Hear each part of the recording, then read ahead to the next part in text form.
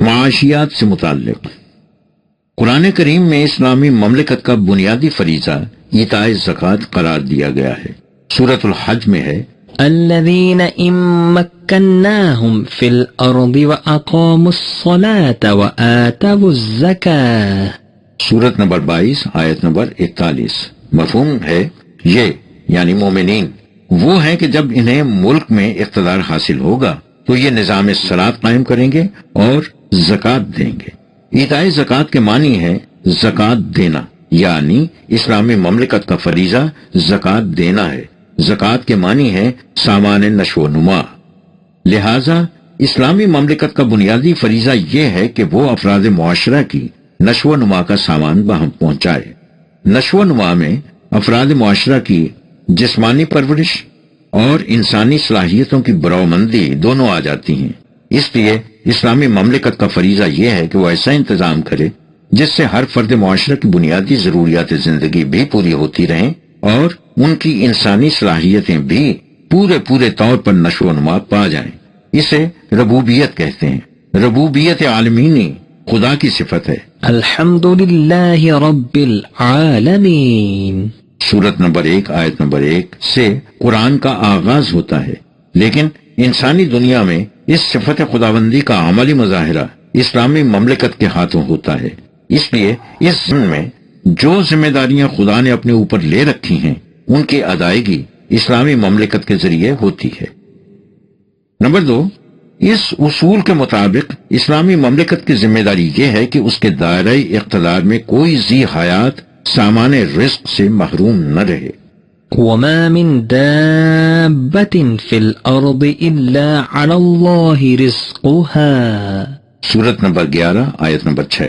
ارشاد باری تعالی ہے یعنی زمین میں کوئی ذی حیات ایسا نہیں جس کے رزق کی ذمہ داری خدا پر نہ ہو۔ اس سلسلے میں وہ مملکت افراد معاشرہ کو اس امر کی ضمانت دیتی ہے کہ ان کے اور ان کی اولاد کے رزق کی ذمہ داری مملکت کے سر پر عائد ہوتی ہے۔ وہ ان سے کہتی ہے نحن نرزقکم وإیاہم، سورت نمبر 6 آیت نمبر 152۔ ہم تمہارے رزق کے ذمہ دار بھی ہیں اور تمہاری اولاد کے رزق کے بھی۔ نیز سورت نمبر 17 آیت نمبر 31 بھی دیکھیے۔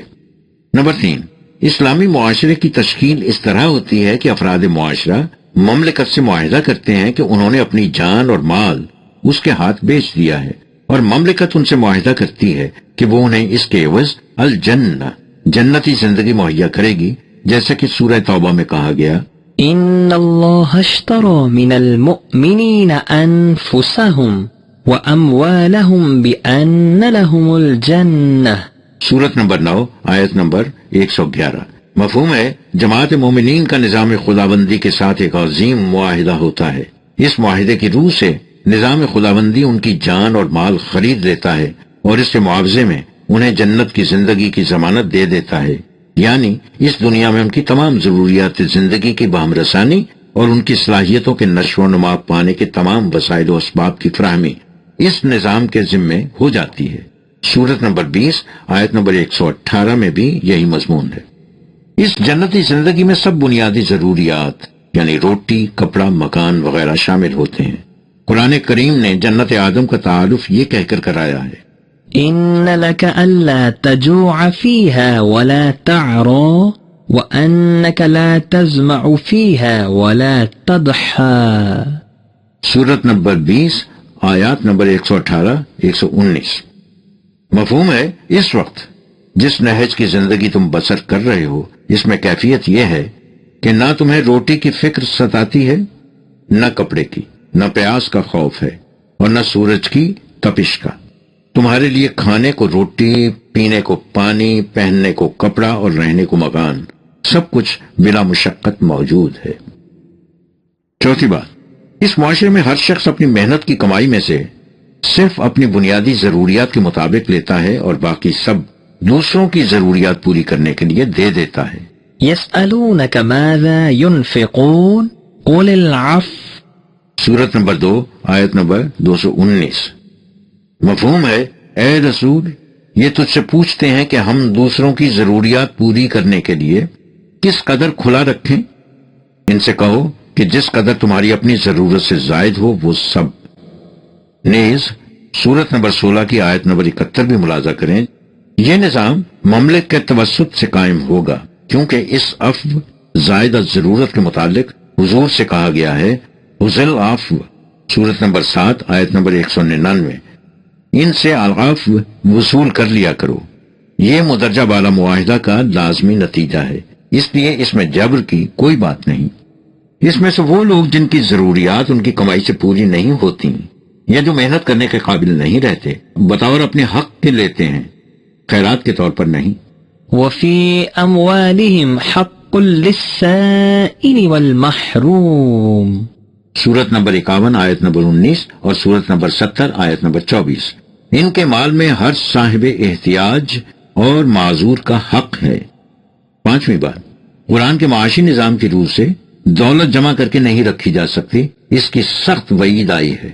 فرمایا والذين يكنزون الذهب والفضة ولا ينفقونها في سبيل الله فبشرهم بعذاب أليم يوم يحمى عليها في نار جهنم فتكوى بها جباههم وجنوبهم وظهورهم هذا ما كنزتم لأنفسكم فذوقوا ما كنتم تکنزون۔ سورت نمبر 9 آیات نمبر 34-35۔ مفہوم ہے اے رسول، تم ان علماء و مشائخ کو اور ان کے ساتھ ان لوگوں کو جو ان کے خود ساختہ شریعت کی آڑ میں نظام سرمایہ داری کو منشاء خداوندی کے عین مطابق سمجھ کر سونے چاندی دولت کے ڈھیر جمع کرتے رہتے ہیں اور اسے نوع انسان کی بہبود کے لیے عام نہیں کرتے، علم انگیز عذاب کی خبر سنا دو۔ نظام خداوندی کے دور میں اس مال کو جہنم کی آگ میں تپایا جائے گا، جس کے شعلے دلوں کو لپیٹ لیتے ہیں، جیسا کہ سورت نمبر 104 آیات نمبر 6-7 میں فرمایا گیا، اور اس سے ان کی پیشانیاں، ان کے پہلو اور ان کی پیٹھیں داغی جائیں گی، اور ان سے کہا جائے گا کہ یہ ہے وہ مال جسے تم نے تنہا اپنے لیے جمع کر رکھا تھا اور دوسروں کو اس سے محروم کر رکھا تھا، سو جو کچھ تم نے یوں جمع کر رکھا تھا اس کا اب مزہ چکھو۔ نہ ہی اسے اس طرح گردش میں رکھا جا سکتا ہے کہ وہ اوپر کے طبقے ہی میں چکر لگاتی رہے۔ كي لا يكون دولة بين الأغنياء منكم، سورت نمبر 59 آیت نمبر 7۔ چھٹی بات، ہنگامی ضروریات کے وقت لوگوں کے لیے ضروری ہے کہ جو کچھ انہوں نے اپنی ضروریات کے لیے رکھا ہے اس میں سے بھی عطیتاً حسب ضرورت دے دیں، اسے صدقات کہا جاتا ہے۔ یہ بھی انفرادی طور پر نہیں ہوگا بلکہ نظام مملکت کے تابع ہوگا، اس لیے حضور سے کہا گیا تھا خذ من أموالهم صدقة تطهرهم وتزكيهم بها وصل عليهم إن صلاتك سكن لهم والله سميع عليم۔ سورت نمبر 9 آیت نمبر 103۔ مفہوم ہے تم ان کی مالی امداد صدقات قبول کر لیا کرو اور مناسب تعلیم و تربیت سے ان کے قلب و دماغ کی تطہیر اور ان کی صلاحیتوں کی نشو و نما کا انتظام کرو، اور ان کے اچھے کاموں کی تحسین و ستائش سے ان کی حوصلہ افزائی کرو، اس سے انہیں اطمینان خاطر اور سکون قلب حاصل ہو جائے گا۔ یقیناً اللہ ہر ایک کی بات سننے والا اور سب کچھ جاننے والا ہے۔ ان ہنگامی ضروریات کی بعض مداد کی قرآن کریم نے خود تصریح کر دی ہے، جہاں کہا ہے کہ إنما الصدقات للفقراء والمساكين والعاملين عليها والمؤلفة قلوبهم وفي الرقاب والغارمين وفي سبيل الله وابن السبيل فريضة من الله والله عليم حكيم۔ سورت نمبر 9 آیت نمبر 60۔ مفہوم ہے صدقات کے متعلق، یعنی اس مال کے متعلق جسے مملکت رفاہ عامہ کے لیے صرف کرتی ہے، یہ سمجھ لینا چاہیے کہ اس کی تقسیم کسی کے ذاتی مفاد یا انفرادی جذبات کی تسکین کے لیے نہیں ہوگی، یہ در حقیقت ان لوگوں کا حق ہے۔ کون لوگ؟ پہلے نمبر پہ جو اپنی نشو و نما کے لیے دوسروں کے محتاج ہوں، یعنی کسی وجہ سے خود کمانے کے قابل نہ ہوں۔ دوسرے وہ جن کا چلتا ہوا کاروبار یا نقل و حرکت کسی وجہ سے رک گئی ہو۔ تیسرے، جو لوگ صدقات مملکت کی اس آمدنی کی وصول پر مامور ہوں ان کی کفالت کے لیے۔ چوتھے، جن کی تالیف قلوب مقصود ہو، یعنی جو لوگ ویسے تو نظام خداوندی کی طرف آنے کے لیے تیار ہوں لیکن بعض معاشی موانع ان کے راستے میں اس طرح حائل ہوں کہ وہ انہیں اس طرف آنے نہ دیں، ان موانع کے دور کرنے میں ان کی امداد کی جائے۔ 5، جو لوگ دوسروں کی غلامی اور محکومی کی زنجیروں میں جکڑے ہوں انہیں آزادی دلانے کے لیے۔ نمبر 6، ایسے لوگ جو دشمن کے تاوان یا قرض کے بوجھ تلے اس طرح دب گئے ہوں کہ اس کا ادا کرنا ان کے بس میں نہ ہو۔ 7واں، نیز ان باہر سے آنے والوں کا جنہیں مالی امداد کی ضرورت لاحق ہو جائے۔ نمبر 8، ان کے علاوہ اور جو کام بھی نظام خداوندی کے لیے مفید اور نوع انسان کی فلاح و بہبود کے لیے ممد و معاون ہوں انہیں سر انجام دینے کے لیے۔ یہ اللہ کے ٹھہرائے ہوئے ضوابط ہیں اور اللہ کے ٹھہرائے ہوئے ضوابط علم و حکمت پر مبنی ہوتے ہیں۔ اس آیت میں فی سبیل اللہ کی مد بڑی جامع ہے۔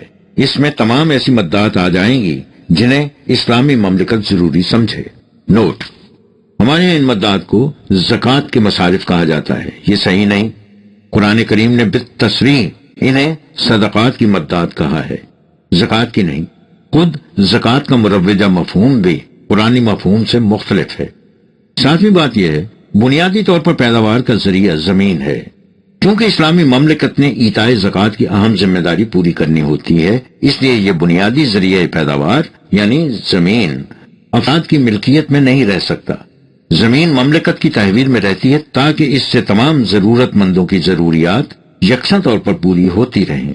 سورہ حامیم میں ہے، وجعل فيها رواسي من فوقها وبارك فيها وقدر فيها أقواتها في 4 أيام سواء للسائلين۔ سورت 41 آیت 10۔ مفہوم ہے اس نے زمین میں سطح کے اوپر پہاڑ بنا دیے جن سے آب رسانی کا سلسلہ جاری رہتا ہے، اور اس میں مختلف چیزوں کے پیدا کرنے کی صلاحیت رکھ دی، اور 4 موسموں کی تبدیلی سے اس کی فصلوں کا ٹھیک ٹھیک اندازہ مقرر کر دیا جس سے یہاں کے رہنے والوں کو خوراک مل جائے۔ زمین کی یہ پیداوار ہر ضرورت مند کے لیے اس کی ضرورت کے مطابق یکساں طور پر کھلی رہنی چاہیے، کسی پر اس کے دروازے بند نہیں ہونے چاہیے۔ سورت نمبر 39 آیت نمبر 67 اور سورت نمبر 56 آیت نمبر 63 اور 73۔ نوٹ، قرآن کریم میں متعدد مقامات میں اس کی صراحت موجود ہے کہ زمین تمام انسانوں کی ضروریات پوری کرنے کے لیے پیدا کی گئی ہے۔ کیونکہ اس کتاب میں استیعاب مقصود نہیں، اس لیے تمام متعلقہ آیات کا درج کیا جانا ضروری نہیں سمجھا گیا۔ ضمناً دیکھیے سورت نمبر 55 کی آیت نمبر 10 اور سورت نمبر 56 کی آیت نمبر 63 اور 73۔ اس موضوع پر تفصیل سے دیگر کتابوں میں لکھا جا چکا ہے۔ 8ویں بات یہ ہے کہ اسلام کے معاشی نظام میں بجز معذورین کچھ لینے کا حقدار وہی ہے جو محنت کرتا ہے۔ ليس للإنسان إلا ما سعى۔ سورت نمبر 53 آیت نمبر 39۔ اس کا بنیادی اصول ہے، جیسا کہ ربا کے عنوان میں بتایا جا چکا ہے، سرمایہ پر کچھ زیادہ لینا ربا ہے جو قطعاً حرام ہے اور خدا اور رسول کی طرف سے اعلان جنگ کا مستوجب۔ اصل یہ ہے کہ اس نظام میں جب کسی کے پاس زائد ضرورت رہے گا ہی نہیں تو سرمایہ پر معاوضہ ربا کا سوال ہی پیدا نہیں ہوگا۔ 9ویں بات یہ ہے، جیسا کہ شق نمبر 4 میں بتایا جا چکا ہے، اسلامی نظام میں فاضلہ دولت کسی کے پاس نہیں رہتی، لہذا اس میں ذاتی جائیدادیں کھڑی کرنے کا بھی سوال پیدا نہیں ہوتا۔ اس میں زمین، دولت، صنعت، کارخانے، تجارت وغیرہ سب امت کی مشترکہ تحویل میں رہتے ہیں تاکہ افراد معاشرہ کی ضروریات زندگی پوری ہوتی رہیں اور ان کا معیار بلند سے بلند تر ہوتا چلا جائے، اور یہی نظام اپنی حدود سے آگے بڑھ کر عالمگیر انسانیت میں بھی عام ہو جائے۔ 10ویں بات یہ ہے، اسلامی مملکت کا فریضہ ہوگا کہ وہ قرآن کریم کی اس اصولی رہنمائی کی روشنی میں اپنے ہاں ایسا معاشی نظام قائم کرے جو ربوبیت کے ان تقاضوں کو پورا کرتا جائے، اس شرط کے ساتھ کہ اس میں کسی فرد کی ذات کی نشو و نما نہ رک جائے، نہ ہی اس کے شرف انسانیت کو ٹھیس پہنچے۔ یہ نظام بتدریج قائم ہوگا۔ قرآن کریم میں خیرات، وراثت وغیرہ سے متعلق احکام اس عبوری دور کے لیے ہیں جس میں ہنوز یہ نظام زیر تشکیل ہو اور اپنی تکمیل تک نہ پہنچا ہو۔ اسے بھی پیش نظر رکھنا چاہیے کہ یہ نظام ان افراد امت کے ہاتھوں متشکل ہوگا جو اسے اپنے ایمان کا جزء اور قلبی تقاضا سمجھیں۔ یہی اس کے قیام اور استحکام کا جذبہ محرکہ ہوگا۔ اس جذبہ محرکہ کے بغیر اس قسم کا عظیم نظام نہ قائم ہو سکتا ہے نہ باقی رہ سکتا ہے۔